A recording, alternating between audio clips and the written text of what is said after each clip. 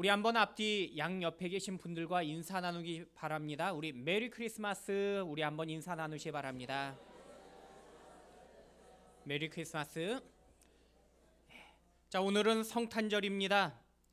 우리 하나님께서 이 시간 2000년 전에 우리 하나님께서 이 땅에 오셔서 우리에게 복을 주신 또 그 복을 다시 한번 오늘도 기념하며 기억하며 그 큰 복 가운데 오늘 또 남겨진 이 한 주 가운데 기쁨을 누리시는 저와 여러분 되시기를 다시 한번 주님의 이름으로 간절히 축원드립니다. 성탄절은 세상의 모든 사람들에게 기뻐하는 시간입니다. 교회를 다니는 사람이 아님에도 불구하고 성탄절이 되면은 오히려 더 기뻐하고 즐거워하는 걸 보게 됩니다. 그런데 세상의 사람들이 기뻐하는 이유를 유심히 살펴보면요, 사실 예수님의 탄생으로 인해서 기뻐하는 것은 아닙니다. 다양한 이유와 원인에서 자신의 기쁨을 찾는 모습을 보게 됩니다. 심지어 그냥 남들이 기뻐하니까 함께 들떠서 좋아하는 경우도 보게 됩니다.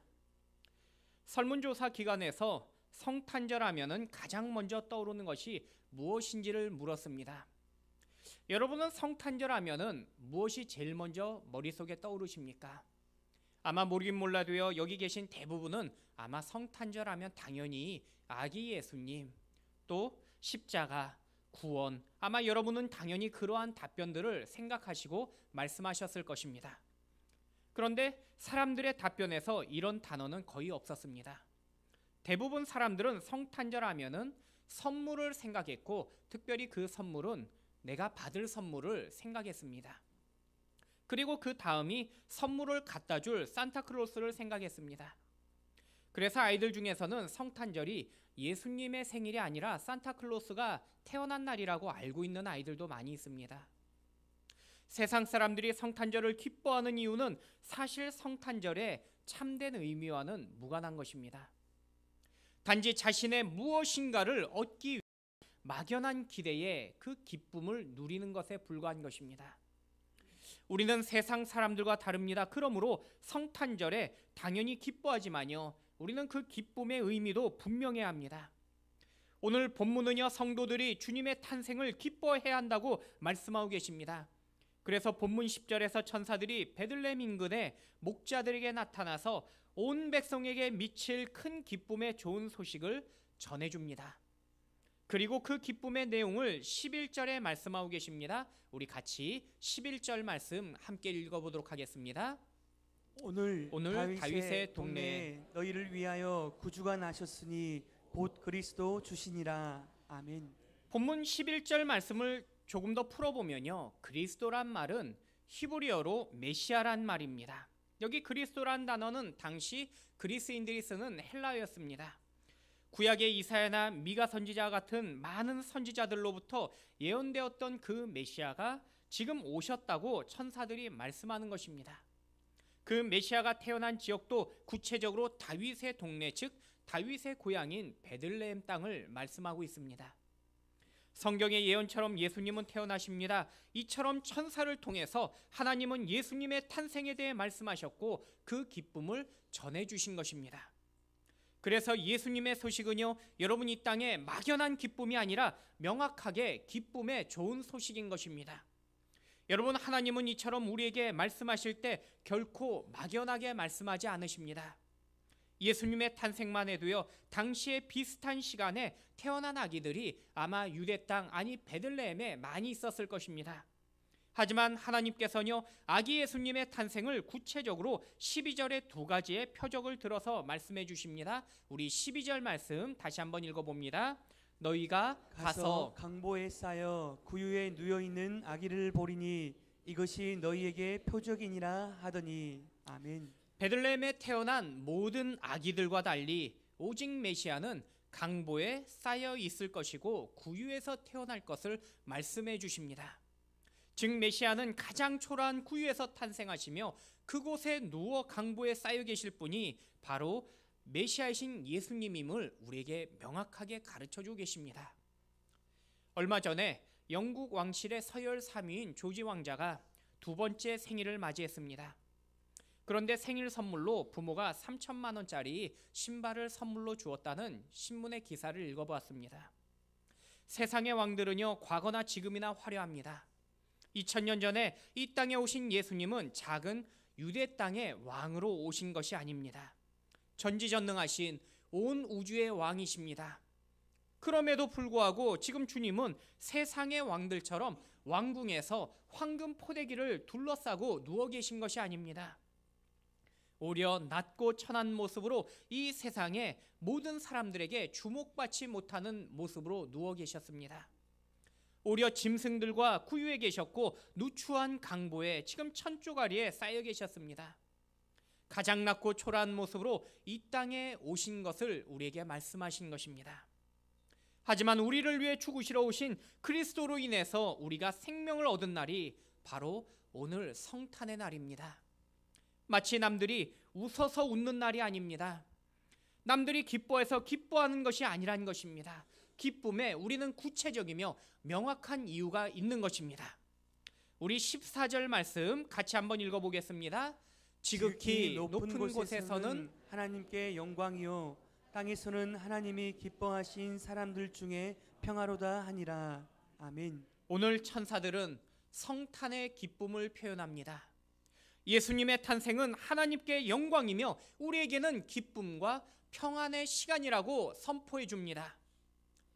예수님이 이 땅에 오신 이유는 저와 여러분 그리고 온 세상에 참된 기쁨과 평안을 주시기 위함인 줄 믿습니다.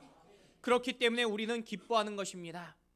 저는 오늘 저와 여러분이 성탄의 기쁨을 누리며 그 참된 의미를 하나님이 가장 기뻐하시는 모습으로 온종일 마음에 품고 반응할 수 있기를 부탁드립니다. 특별히 예수님의 탄생에 대한 기록은요, 오늘 본문의 누가복음 말씀 외에도 마태복음에, 특별히 마태복음 2장에 보시면은 동일한 말씀이 기록되어져 있는 걸 보게 됩니다. 본문의 목자들과 천사들 외에 마태복음 2장에서는 예수님의 탄생을 맞이했던 다른 사람들을 우리는 찾아볼 수 있습니다.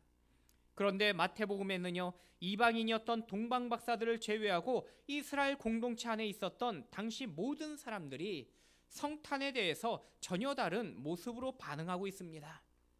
즉 마태복음에서는 이스라엘의 왕으로 예수님께서 이스라엘 땅에 오셨음에도 불구하고 정작 이스라엘에게 외면받으셨던 그 예수님의 모습을 보게 됩니다. 저는 예수님의 탄생에 다양하게 반응했던 당시 2000년 전의 이스라엘 공동체의 모습을 바라보면서 오늘날 교회와, 아니 구체적인 우리들의 모습을 다시 한번 돌아보기를 원합니다. 우리의 모습이 정직하게 목자들과 같이 또 천사와 같이 기뻐하고 있는지, 아니면 마태복음에 나와 있는 다른 모습, 그 본문의 이야기와 같은 모습인지 한번 고민하며 비교해 볼 필요가 있다는 것입니다. 예수님의 탄생 2015년을 맞이하는 오늘 성탄절을 조금 더 성경적인 축제의 날로 저와 여러분이 올바르게 기념하며 하나님 앞에 예배할 수 있기를 주님의 이름으로 간절히 축원드립니다. 첫 번째는요, 성탄절에 대해서, 예수님의 탄생에 대해서 적대적인 사람들입니다. 헤롯은 다윗의 후손도 유대인도 아니었습니다.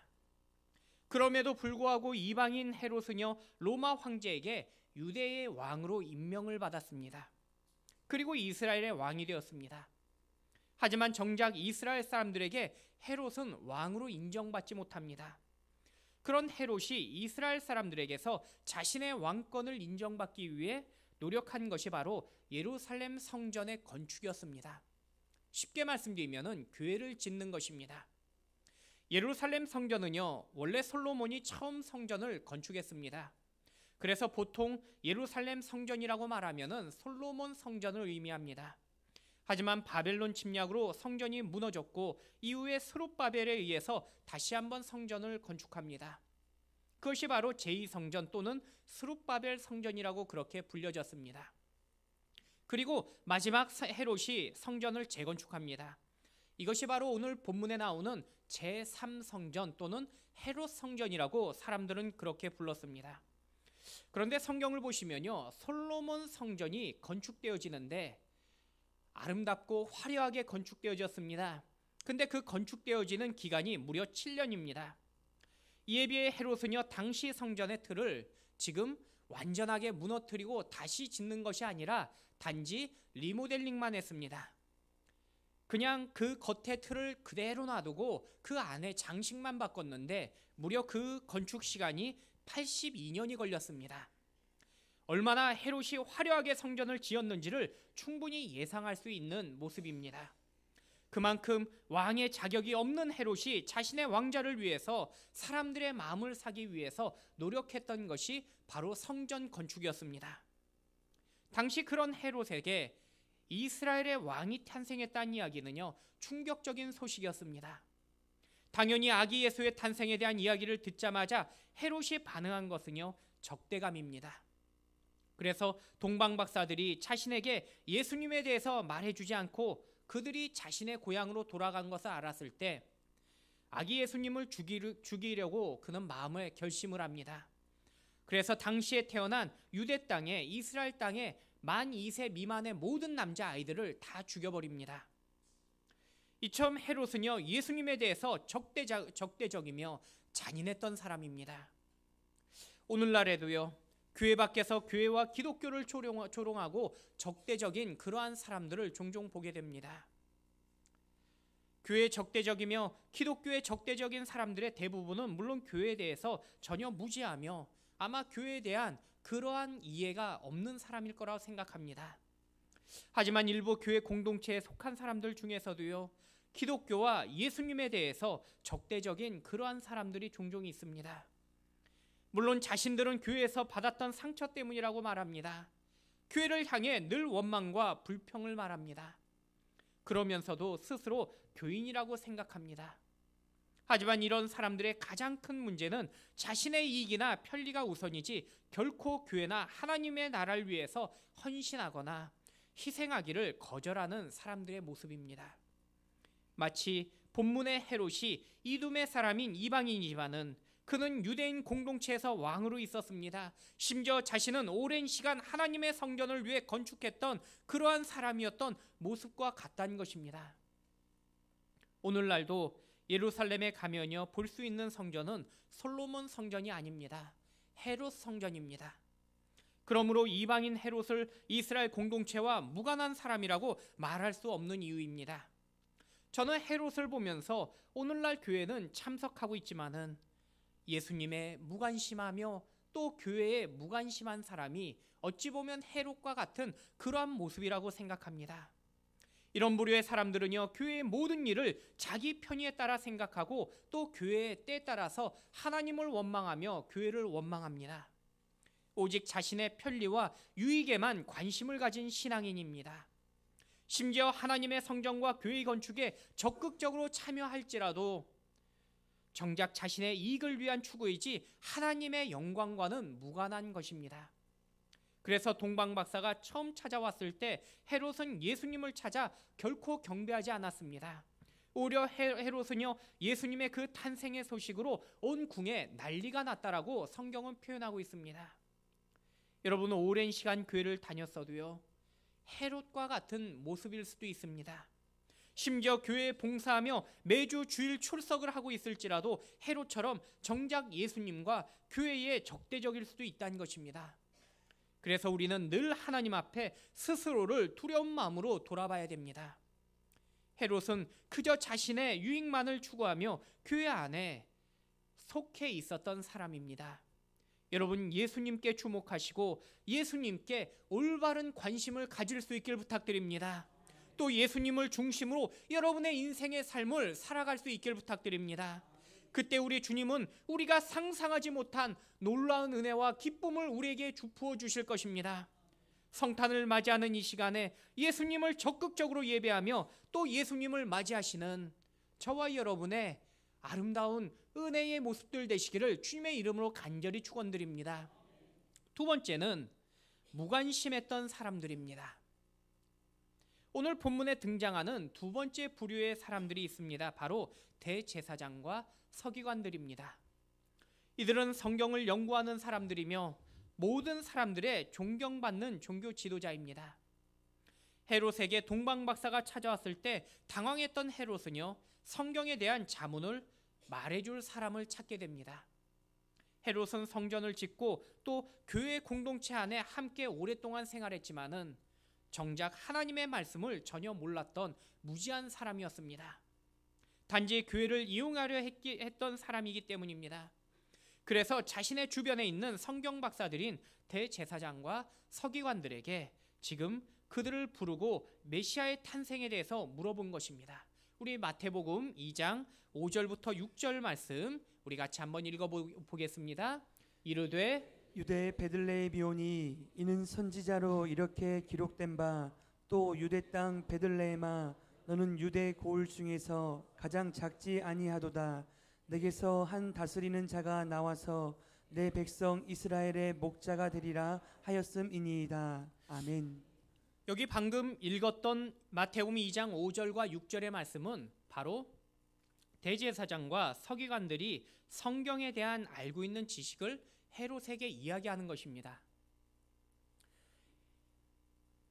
헤롯과 다르게 대제사장과 서기관들은요, 메시아가 바로 유대 땅 베들레헴에서 탄생하실 것을 알고 있었습니다. 그리고 동방박사들이 찾아온 사실을 보면서 예수 그리스도의 탄생을 이제 마음에 확신합니다. 하지만 중요한 사실은요, 예수님의 탄생도 알고 심지어 어느 곳에서 탄생할 지역도 알고 있었지만은 정작 믿고 경배하진 않았던 것입니다. 그래서 그들은요, 그냥 왕궁에 머물렀던 것이며 베들레헴으로 아기 예수님께 경배하러 가지 않았습니다. 미국의 조지 바나 연구소에서 미국 사람들에게 질문했습니다. 미국인의 80% 이상은요, 자신의 종교는 기독교라고 답변을 했습니다. 하지만 예수님의 동정녀 탄생이나 부활과 같은 기적을 믿는 사람들은 40%가 되지 않았습니다. 즉 많은 사람들이 하나님과 교회를 알고 있다라고 말하지만은 정작 하나님을 믿고 예수님을 믿지는 않는다라는 것입니다. 저는 3대째 모태신앙입니다. 요즘 한국교회에서는요, 기독교 역사가 120년이 넘었기 때문에 저처럼 3대 아니 4대 이상의 예수님을 믿는 믿음의 가문들이 많이 세워졌습니다. 하지만 교회는 오래 다녔지만은 정작 내 안에 예수님이 없는 사람들도 많이 있는 걸 보게 됩니다. 예수님과 성경의 말씀은 지식적으로 어려서부터 훈련받고 배웠기 때문에 어느 정도 아는 것 같은데 문제는 정작 예수님이나 복음이 내 삶의 우선순위도 아니며 그 예수님을 믿지도 않는 그러한 모습을 보게 됩니다. 그렇기 때문에 현대 교인들에게 예수님보다 다른 일들이 늘 우선인 걸 보게 됩니다. 한 예로 오늘이 성탄절입니다. 하지만요, 정작 오늘 예배의 사람들은 무관심한 걸 봅니다. 예수님께 가장 큰 기쁨으로 영광 돌려야 하는 시간임에도 불구하고 많은 다른 이유와 사정들을 말하면서 예배할 수 없음을 말합니다. 그럼에도 자신은 믿고 알고 있다라고 말합니다. 하지만 그것은요, 본문에 나오는 종교 지도자들과 같은 변명이며 사실은 결코 믿지 않는 사람들의 모습이라는 것입니다. 당시 종교 지도자들은 예배와 복음에는 무관심했습니다. 단지 자신의 물려받은 직책이나 종교적인 전통 때문에 교회 주변에 머물렀던 사람들이며 더 큰 문제는요, 교회를 통해서 단지 먹고 살기 위해 살아갔던 사람들입니다. 여러분, 예수님은 우리가 믿어도 되고 믿지 않아도 되는 그런 선택의 분이 아닙니다. 또 예배는요, 우리가 시간 남으면 드리고 피곤하고 바쁘고 힘들면은 드리지 않아도 되는 그러한 선택의 문제가 아니라는 것입니다. 우리는 반드시 생명을 걸고 하나님께 예배하는 삶을 살아가야 됩니다. 왜냐하면요, 하나님이 우리에게 명령하시기 때문입니다. 우리 시편 96편 9절 말씀 함께 읽도록 하겠습니다. 아름답고 거룩한 것으로 여호와께 예배할지어다. 온 땅이여 그 앞에서 떨지어다. 아멘. 여러분, 사람들 눈에는 아무리 세련되며 그리고 화려해 보이는 종교인이 되려고 그렇게 보일지라도 그런 모습을 보여서는 안 된다는 것입니다. 오직 주님을 신뢰하며 주님만을 경배하는 참된 믿음의 예배자가 되시기를 주님의 이름으로 간절히 축원드립니다. 그때 하나님은 우리에게 참된 기쁨과 평안을 우리에게 부어주실 것입니다. 하나님만을 믿음으로 예배하시는 저와 여러분이 되시기를 주님의 이름으로 간절히 축원드립니다. 마지막 세 번째는요, 기쁨으로 반응하는 사람들입니다. 마지막 살펴볼 사람들은 바로 오늘 누가복음 본문에 나오고 있는 한밤중에 천사들을 만났던 목자들입니다. 성경에서 목자와 양이란 단어는요, 늘 구약에서 좋게 우리에게 표현하고 계십니다.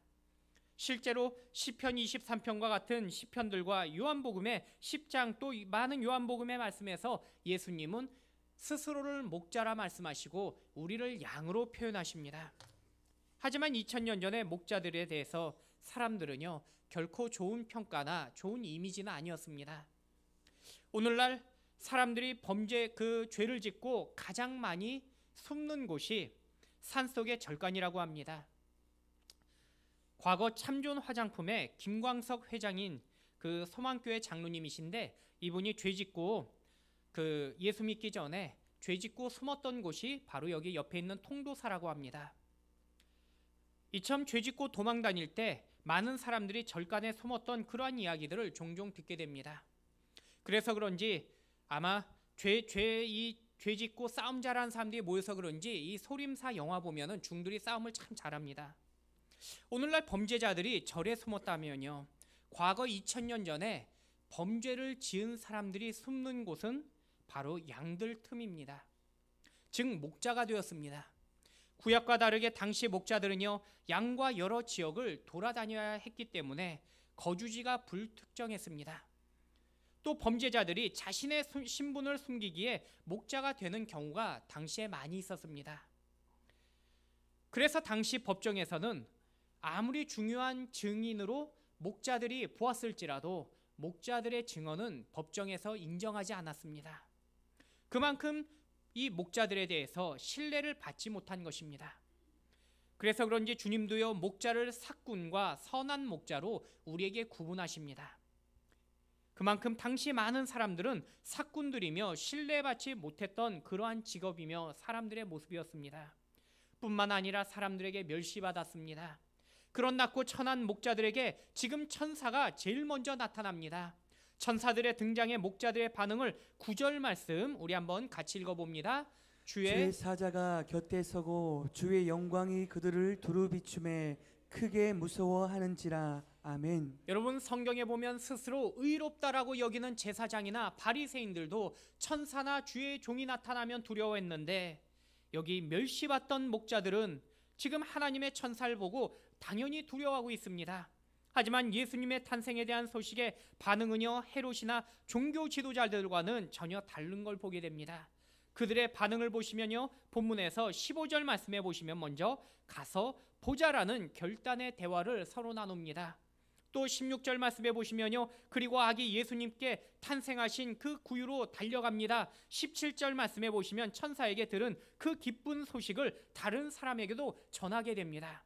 그리고 마지막 20절 말씀에 보면은 하나님께 영광을 돌리고 찬송하면서 자신의 원래 주어진 자리로 돌아가는 걸 보게 됩니다. 여러분, 천사들을 통해서 기쁜 소식을 전해 들은 목자들은요, 마음과 행동의 결단을 하는 것입니다. 그리고 복음을 다른 사람들에게 전했고 하나님께 경배와 찬양을 드리는 모습을 보이고 있습니다. 목자들은 무시당한 사람들이지만은 하나님은 이처럼 가장 낮은 이러한 사람들에게 보여주시며 나타나시며 제일 먼저 그들에게 기쁨의 소식을 전해주신 것입니다. 여러분, 하나님의 놀라운 그 은혜를 알았기 때문에 목자들은 진정한 기쁨으로 하나님 앞에 영광 돌리며 예배할 수 있었던 것입니다. 때로는요, 세상에서 존경받는 모습이 아니며 스스로 초라하게 여겨지는 우리의 모습이 보일 수 있습니다. 하지만 주님은요, 세상에 보여지는 모습으로 우리를 결코 또 판단하지 않으십니다. 심지어 교회 안에 있는 교우간에도요, 세상의 관점으로 때로는 높이 보고 낮게 볼 수 있습니다. 하지만 우리 예수님은요, 우리를 온전한 사랑의 눈으로만 바라보고 계십니다. 저와 여러분이 얼마나 존귀한 존재인지를 여러분 아십니까? 우리를 위해 주님은요, 생명까지 주셨습니다. 그 귀한 죽음을 위해 2000년 전에 죽기 위해 오늘 이 땅에 태어나시며 오신 분이 바로 예수님이란 것입니다.